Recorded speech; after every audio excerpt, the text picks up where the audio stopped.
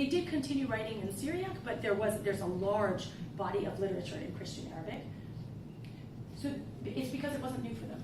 From the 2nd century, we have Christians writing authored compositions. I am Irenaeus, I am writing this work. The idea of authorship existed in Christianity, probably as a inheritance of the Greek civilization, which only passed into Arabic in the 9th century. Okay, so Christians had this concept of authorship quite early, and it was Jews and Muslims who took it on in the 9th century. Question. So this transliteration of Arabic into non-Arabic characters, is that specific to Jewish authorship, or would the Persians have done the same thing?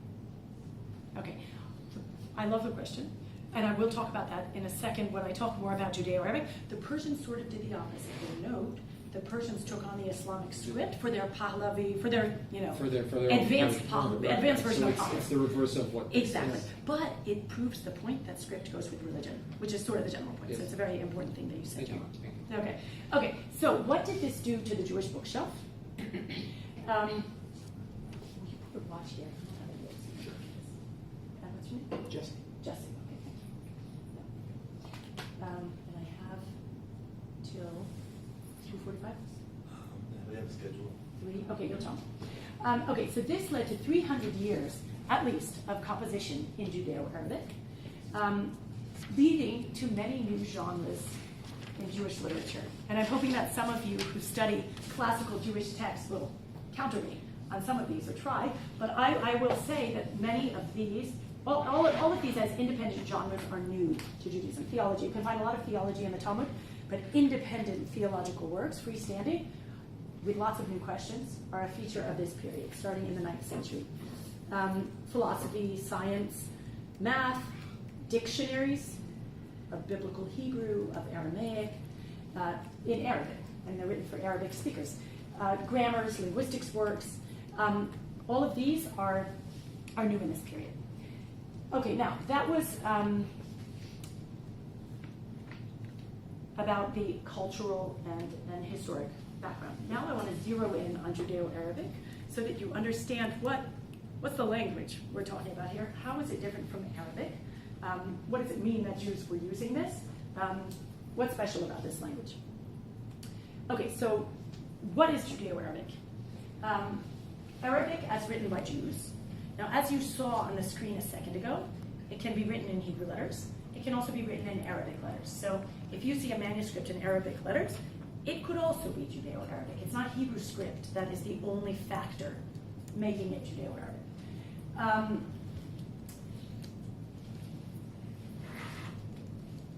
I'll skip to here, inclusion of Hebrew and Aramaic words and concepts. So that gets back to this idea about the Arabic letters.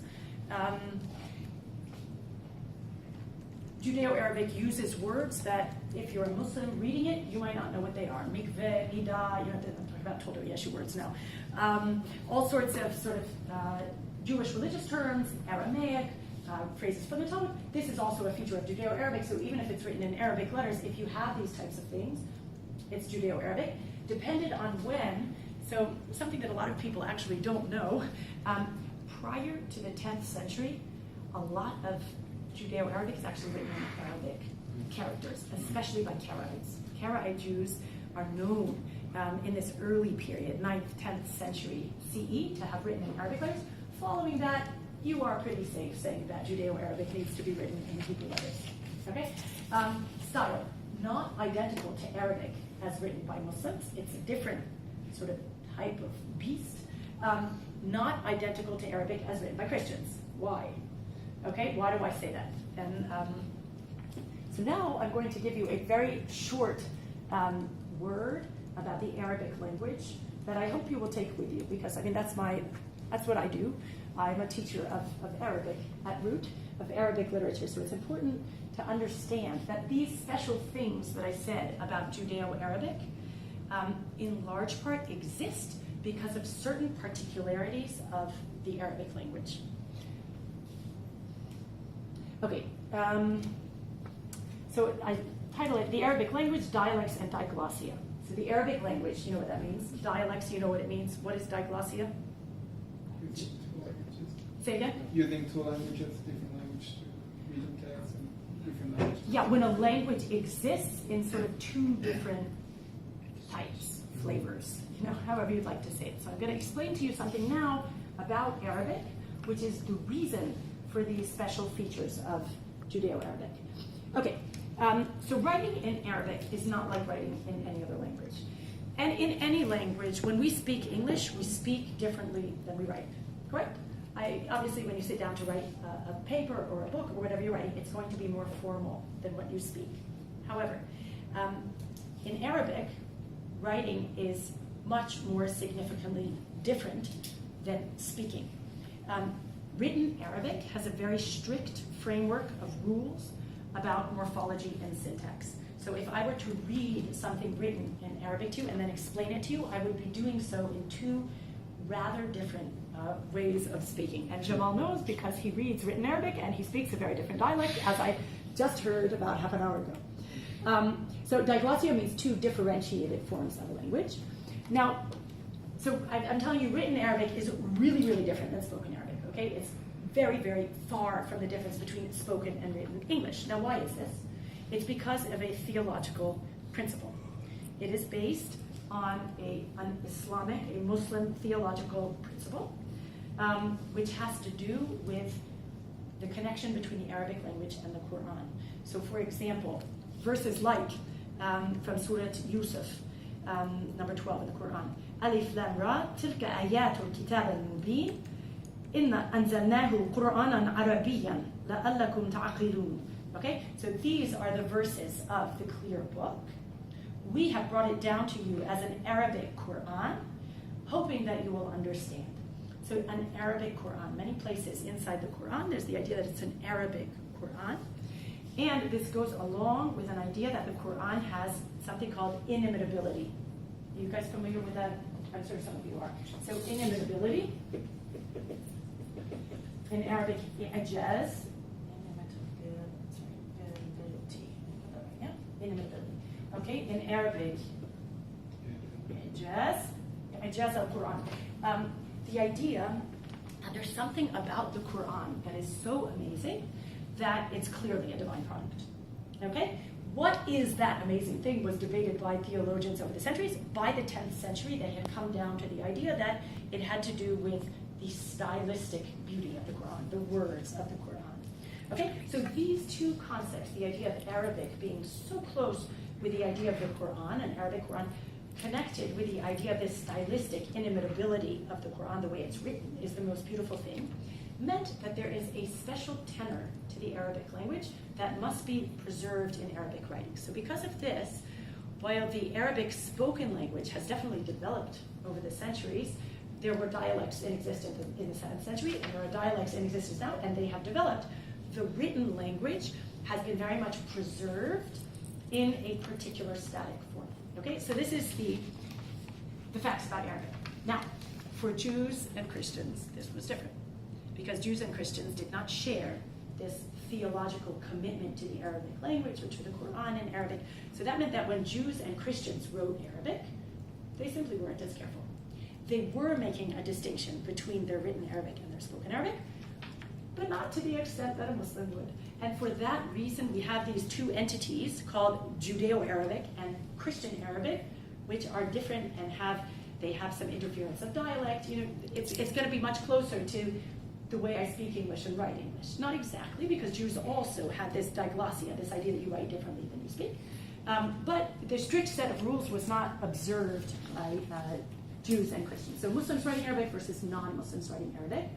And like I said, Judeo-Arabic also has diglossia. So the text we're going to look at, that's actually something, if you read my article, you notice that I made a point there, and I'm going to summarize it for you, don't worry, based on differences in dialectal usage. Good, thank you for reading. Differences in dialectal usage. So it's not that if I look at a Geniza fragment from the 10th or the 11th century, it's written in a pretty classical Arabic. It's not written the way that particular Jew was speaking.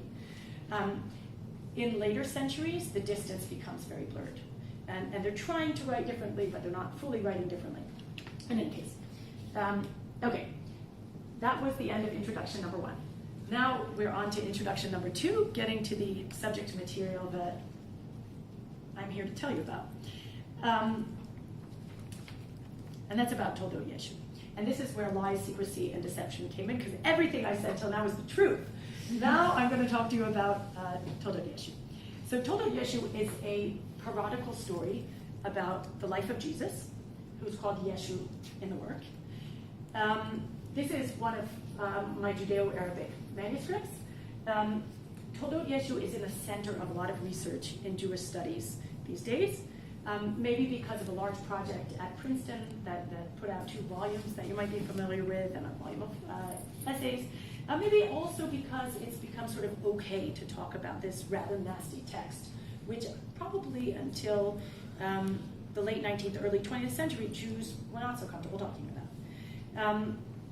The earliest, this is a Judeo-Arabic manuscript from the 13th or 14th century. The work began in Aramaic. This is one of the oldest manuscripts in existence of Toledot Yeshu. It's in Aramaic, you can probably see. It's a manuscript from the Cairo Geniza that's dated to the 9th or 10th century, which is really early for Cairo Geniza manuscripts. Should I say something about the Cairo Geniza? Who can tell me what's the Cairo Geniza? Abraham, give me a sentence on the Cairo Geniza. Kind of a garbage can who was found in a synagogue in Cairo 120 years ago. Contains many drafts and other pieces that the Jews in Cairo didn't want to preserve, and along of almost 1,000 years, maybe 800 years, they put there because of the sanctity of the fragments. They put there. Okay, I'll stop you there, Abraham. Thank you. My students know I keep them very concise. There's a beauty to being able to say something, and I tell my students on exams, 10 words. You have 10 words to answer this question, some of the questions. Okay, so this is a text from the Cairo Geniza, the Cairo Geniza being a repository, a Geniza, a place where you put sacred texts, of a synagogue in Fustat, in Old Cairo. But Jews there had a concept of the sanctity of the Hebrew script. So this meant that things got put in even if they didn't have any inherent sanctity. So it's a repository that preserved a huge number of fragments relating to daily life, relating to intellectual life. I would love to talk about it more if you guys would like to, or anyone. Yeah, we can go on about that. But so this is an Aramaic fragment from the Cairo Geniza. Toledot Yeshu, this parody on the life of Jesus, which I'm about to tell you what's inside, was born apparently late antiquity, early Islamic period, because Arabic wasn't adopted by everybody immediately. Now to jump to Europe, to the way it was very well known in Europe, we have manuscripts, Hebrew manuscripts from the 17th century, very well attested in the 18th and 19th century. And it was very well known also to people like Johann Christoph Wagenseil, who was a professor of Oriental languages, who, as you can see here, Arcani and Horribilis Judeorum Adversus. My Latin isn't what it once was, but in any case, you got that. Look at what's here. Anyone who's familiar with medieval European polemical texts sees them all here. Sefer Nitzachon Yashan, Chizuk Emunah, a Karaite work written in the 16th century that became a bestseller against Christianity, and Toledot Yeshu. So that's us. So in any case, European theologians and scholars in the 17th century began to sort of spotlight this thing. They became aware of it. They began to translate it into Latin, first into Latin. And it's also mentioned in polemics earlier. It's mentioned in Christian. We don't have any textual copies of Toledot Yeshu from Europe prior to the 17th century. So we have this Wagenseil translation, and by the way, after him many. And we have the actual manuscripts that Jews held in their possession starting in the 17th century. It is mentioned earlier. Here and there, you can sort of point to a few elements on the polemical landscape of Europe. So I discovered that this composition was surprisingly well attested in Judeo-Arabic. That is, in areas where Muslims are in charge, Muslims are the majority, and you would not necessarily expect Jews to be as interested in anti-Christian polemic. So where did I find these? I found them in the Cairo Geniza and also in the Firkovich collection. Yeah. So some of you have maybe heard of the Firkovich collection. It's a huge, yeah, good. Okay, 10,000 plus collection of manuscripts held in St. Petersburg, Russia, collected by a Karaite collector named Abraham Firkovich in a fascinating series of adventures in the 19th century. All the libraries were building up their manuscripts then, and Russia also wanted manuscripts, so he did these travels in the East to collect manuscripts. So it's a wealth of information that, by the way, is still being cataloged. One of my, I have 2 research projects working on continuing the cataloging of this huge collection. Now, so Toledot Yeshu, finding Toledot Yeshu in the Near East is surprising for a number of reasons. So one, I alluded to, we're talking about a Muslim majority. What would be the need? Usually we look for a need when we talk about polemics. You know, why would Jews polemicize if they don't need to be? I can say more about that another time. Jews do polemicize even if they don't need to. But in any case, let's say current wisdom. You know, we would say, why do they need to polemicize? Second of all, this composition would have been pretty dangerous in the Near East. Okay, so I'm going to show you in a second the contents. The contents, it's a parody on the life of Jesus. It's pretty rude about both Miriam, Jesus' mother, and Jesus. So it's not just unnecessary, it could actually be quite dangerous. You've got Christians who know Arabic, and you have Muslims. Jesus is a revered prophet in the Quran. Miriam in the Quran, the only woman mentioned by name, a revered figure also in Islam. So this composition would have been very offensive to both Christians and Muslims.